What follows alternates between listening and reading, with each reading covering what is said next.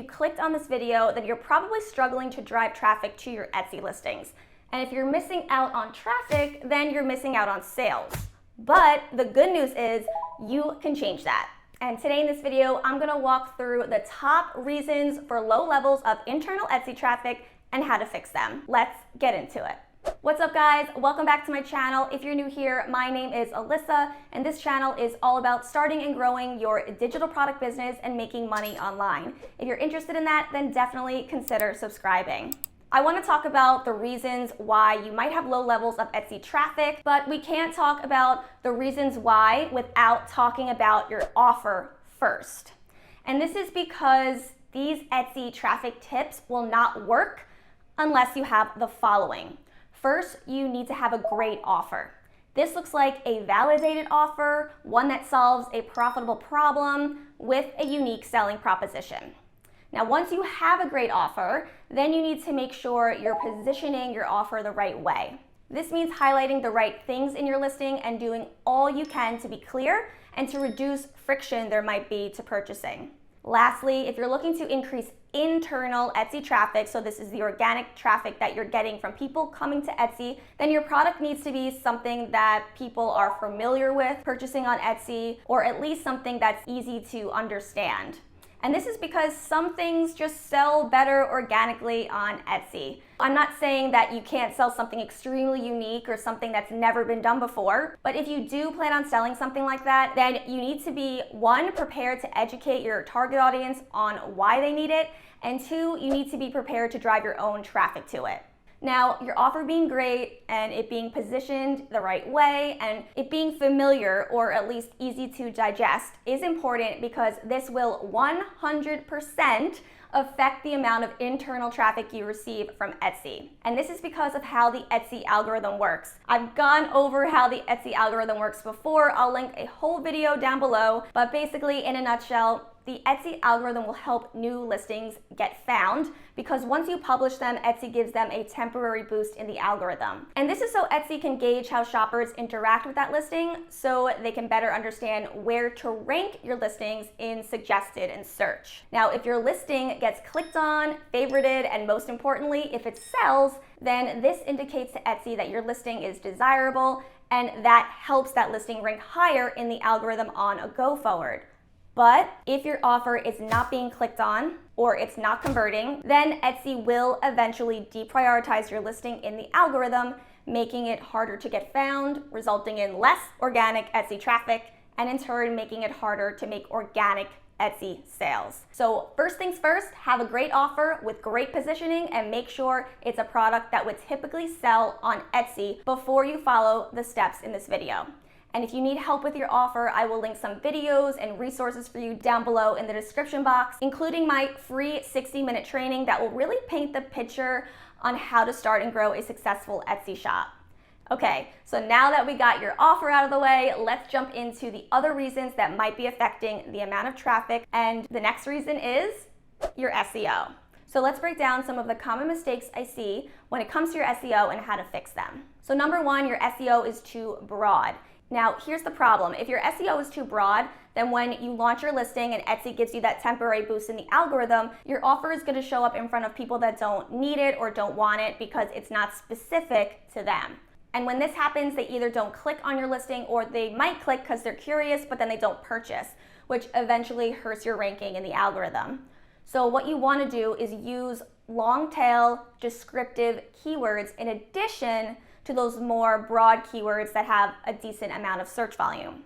For example, instead of daily planner printable, if these printables are specifically for students, if that's your target audience, then you want to call it a student planner printable instead. Yes, maybe your long tail descriptive keywords will have less search volume, but since it's more relevant to your target audience and it describes the product more accurately, it's more likely to be placed in front of your target audience, which means when someone clicks on your listing, they're more likely to purchase. Now, here's a problem that I see a lot when I tell people to go find a long tail keyword. They usually have a hard time deciding between which long tail keyword they should use because a lot of the time we're doing research on platforms like Marmalade or eRank and other Etsy SEO research tools.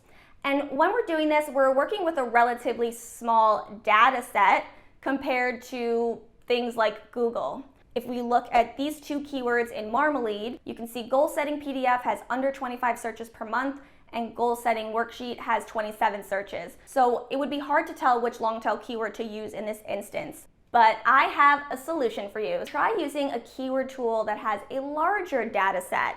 For example, the tool Keywords Everywhere, which is a Google Chrome extension that gives you the search volume of keywords that are typed into Google, which is the largest search engine in the world.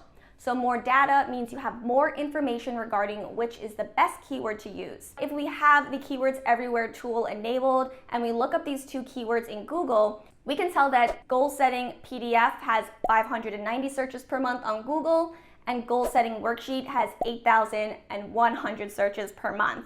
So you can clearly tell which is the more popular and searched for keyword, and therefore you would have a better idea of which one you should use in your title and in your tags. Now, if you want to try Keywords Everywhere out, I'll have a link down below in the description box. There's a lot more to go over, but if you're finding value from this video, then don't forget to give it a thumbs up and let me know in the comments below if you found that Keywords Everywhere tool helpful. Okay, now let's move on to the next reason why you might not be driving internal Etsy traffic. And the reason could be your main photo. Now, in an article I found on Etsy.com, it said, in a 2017 survey, 90% of Etsy buyers surveyed said that photo quality was extremely or very important to their decision to make a purchase. I also think what is important, and possibly more important, is that your main photo is compelling. So does your main photo grab attention and compel people to click on it? For example, I tested these 3 main photos on the same product that I was selling, and they all look pretty high quality to me. But this main photo in particular attracted a lot more clicks and then a lot more sales, which led that listing to rank higher in the search algorithm because of its sales history, which then led to the listing becoming more visible, which then led to more sales. See how that works? So how do you make your main listing photos more compelling? Well, for one, I suggest you do something called the pop test. This will help you see if your main photo blends into the background or if it's doing a good job of standing out. Here's how you can do this. First, you want to take your title or half of your title and you want to search for it in the Etsy search bar. And this is so your listing can be found on the first or second page due to query matching. So then you want to scroll down without actually trying to find your listing, kind of gaze over and see which main photos pop out at you. Now, doing this test can, 1, help you uncover any blind spots. Did you miss your own main photo? Well, maybe your photo needs to be brighter. Maybe it needs a pop of color. Maybe you realize that it's kind of hard to tell what you're even selling because your product is too small in the thumbnail. Number 2, it can help you see what things are working for other sellers in your space, which can be insightful even if you do think your main photo pops. So I want you to pay attention to what other listing photos popped out at you, what grabbed your attention and made it compelling for you to click, and how can you borrow some of those ideas for your own main photos. And then here's a pro tip, and this will tie a lot of this together, but this is definitely not the last tip, so keep watching after this one. You want to A/B test your main photos, whether or not you think you passed the pop test. You do this by duplicating your listings and making changes based on the research you did by following this video. But don't just do this with your main photo. A/B test your SEO as well. Now, doing this will give your listings that temporary boost in the algorithm that will lead to the initial visits, and then you'll learn which changes are actually working for you. Now, we're not done here, like I said, and my next tip is to make sure you are patient and giving this enough time to work. Now, why is this a tip? Well, because I know in the beginning of our journey, things may move slower than anticipated or expected.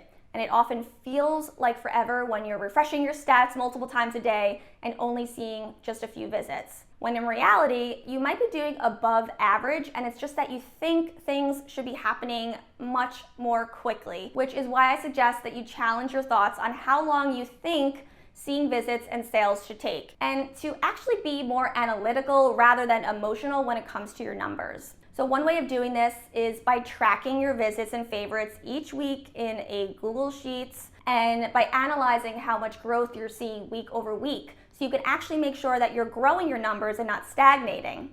This will help you actually see if you're making any progress or not. So I'm just gonna give you numbers to focus on. In the beginning, when you're tracking your visits and your sales, you want to track each listing individually, and you want to check the visits that you get on these individual listings. If you have 100 visits or more on a single listing and 0 sales, then you can start to question if it's your offer, or is it your positioning of your offer, or are you possibly driving a lot of untargeted traffic? If you do get a sale and you have under 100 visits on that single listing, then you're on the right track. And then from there, you can analyze what you're doing right and continue to grow. Okay, so I have another tip for you, because I would be doing you a disservice if I left you here thinking you should just sit back and relax after relaunching your listings. No, you need to make sure you are being proactive in promoting your shop during the first 30 days of launching your A/B tested listings. Anything to help us increase conversions in this period of time will only help us rank higher in the algorithm on a go forward. So here are some things you can consider doing. You can consider a relaunching sale that you can run through your Etsy shop. You can consider running Etsy ads during this month to get those 100 visits to your listings faster. Another thing you can do is reach out to people that you know and ask them to share your listing with people they might know who are good fits for your offer. You can also share that you're doing a shop relaunch to your email list, your social media accounts, and wherever else your target audience hangs out. So if you do everything I suggested in this video, you will be on your way to building momentum, or you'll at least gather more data to be closer to understanding if it's a traffic problem or an offer problem. If you need more help understanding how to start and grow a successful Etsy shop, I'm gonna link down below the 60-minute free training. I hope this video was helpful. If it was, give it a thumbs up and come back here in a month or two after you've implemented everything and let me know down below in the comment section how this worked out for you. I would really love to know. As always, guys, thank you so much for watching, and I will catch you in the next one. Bye, guys.